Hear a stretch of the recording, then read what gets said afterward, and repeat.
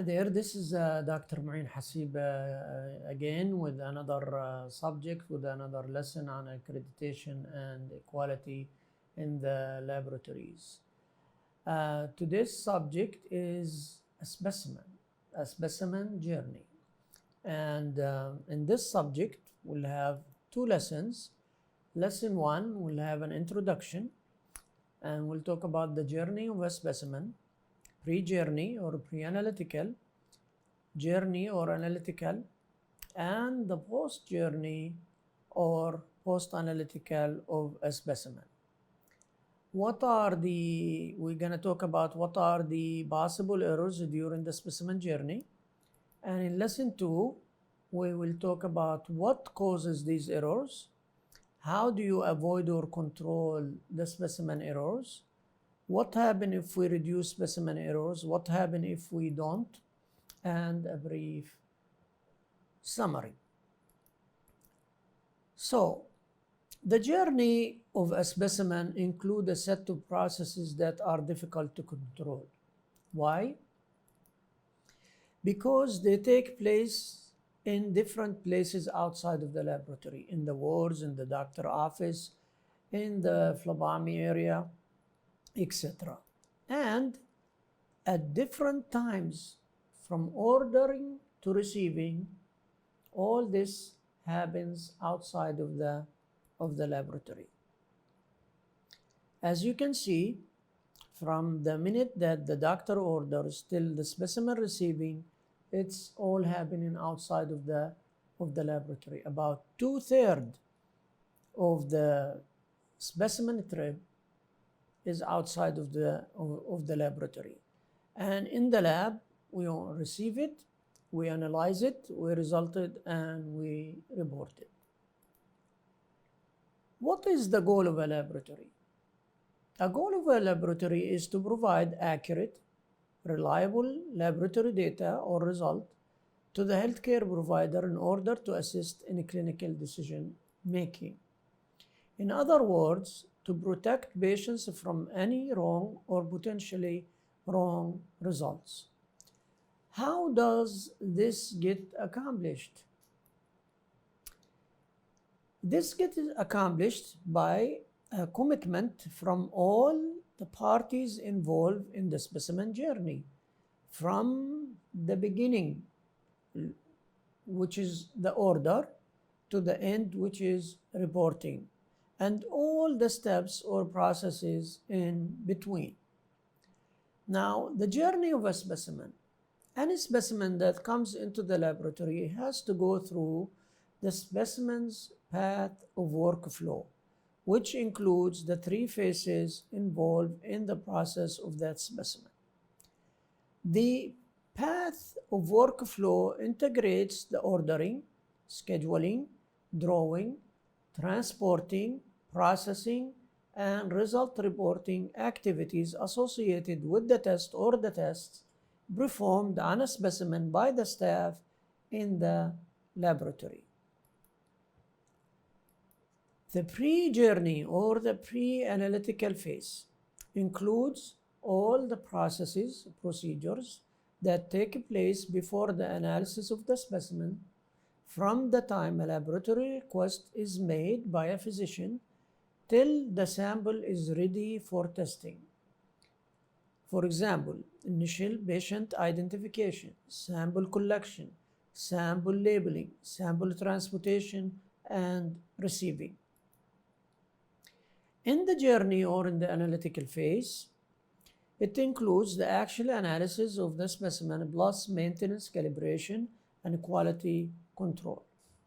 In the post-journey or the post-analytical phase, it includes data or result entry or the transmission of the data from the analyzers to the LIS or HIS, which will be reviewed by the physician.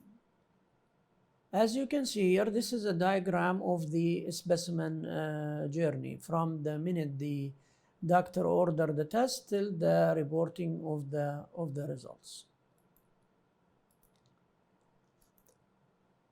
What are the possible errors during the specimen journey? Okay. Errors results are at best a pain. At worst, they have potential for causing considerable harm to the patient. Okay. So errors, they happen at the 3 stages in the process. In the pre-analytical, okay, which is occurring outside of the laboratory, in the analytical phase inside the laboratory, and in the post-analytical, whereby a correct result is generated but resulted incorrectly either to the wrong patient or recorded and posted in the wrong patient medical record. In the pre-journey, pre-analytical errors, the errors in that phase accounts for up to 70% of the total laboratory errors in some studies. Many of these errors are invisible, some are insignificant, and very rare are significant. They are difficult to monitor and manage, as we said, because they happen outside of the laboratory. Improvement of pre-analytical processes currently constitute a challenge to be faced by the laboratory people and the healthcare institutions. In an article published by Robert Hawkins, he's an MD, the article called Managing the Pre- and Post-Analytical Phases of the Total Testing Process, he found that errors associated with the pre- and post-analytical phases are about 4 to 5 times that seen in the analytical phase. The pre-analytical phase consistently represent over half of the errors in the published studies. In another Italian studies that happens between 1996 and 2006, they found that 62% of errors were happening in the pre-analytical phase, 15 of them happens in the analytical phase, and about 23% in the post-analytical phase. BD also did the study between 1995 to 2007, and they found that the pre-analytical errors were making between 53% to 75%. And I bet you if you repeat the study right now, you find similar results. In the pre-journey or pre-analytical phase errors, there are 2 main types, either identification problems or sample problem. Okay? The identification problems, there are 5 of them. Unlabeled specimen, okay, mislabeled specimen, insufficiently labeled specimen, less than 2 IDs, transfusion labeling requirement, no collector initials, no time date of the collections, for example, sample suspected to be from wrong patient, wrong blood in the wrong or in the right tube or the wrong tube. Okay? Okay, what are the sample problems? Sample problems is the sample will not be suitable for testing. For example, sample is not collected, received, or received late. Incorrect sample type, hemolyzed sample, clotted sample, incorrect fill level of samples in case of coagulation testing, quality not sufficient, contaminated samples taken from an IV drip, incorrect sample storage or transport. Hemolysis, for example, if we take hemolysis, generally a pre-analytical problem that can be avoided, okay, with the correct technique. Gross hemolysis will often impact some test methods like potassium, phosphate, LDH, and AST. Grossly hemolyzed specimen should always be rejected. A grossly hemolyzed specimen usually graded based on visible presence of hemoglobin in the specimen. When it's greater than 20 milligram per deciliter, and it is often graded as mild, moderate, or a gross hemolysis. Specimen transport received late. Many chemical compounds are stable within a plasma or serum in vitro for only a short time. For example, potassium, ammonia, lactate, bilirubin, glucose, CO2, sodium, urea, alkaline phos are particularly affected by contact with the blood cells, which can continue to undergo cellular metabolic process after blood has been removed from the body. Also, for example, glucose will decrease as much as 12% per hour if not separated from the blood cells or preserved.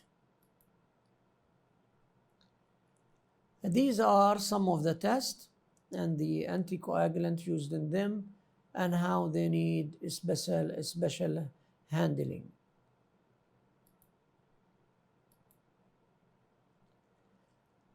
Another error or problem is additive to blood will incorrect fill level of samples.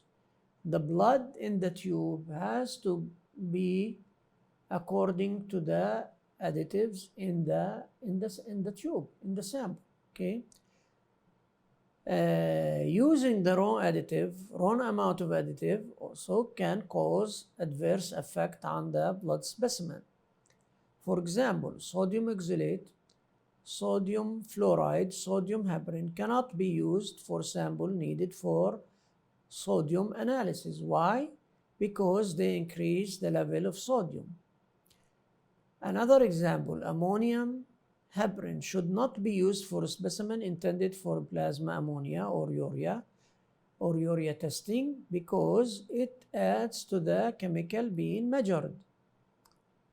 Sodium fluoride cannot be used for enzyme analysis sample because fluoride acts as an inhibitor to most enzyme activity.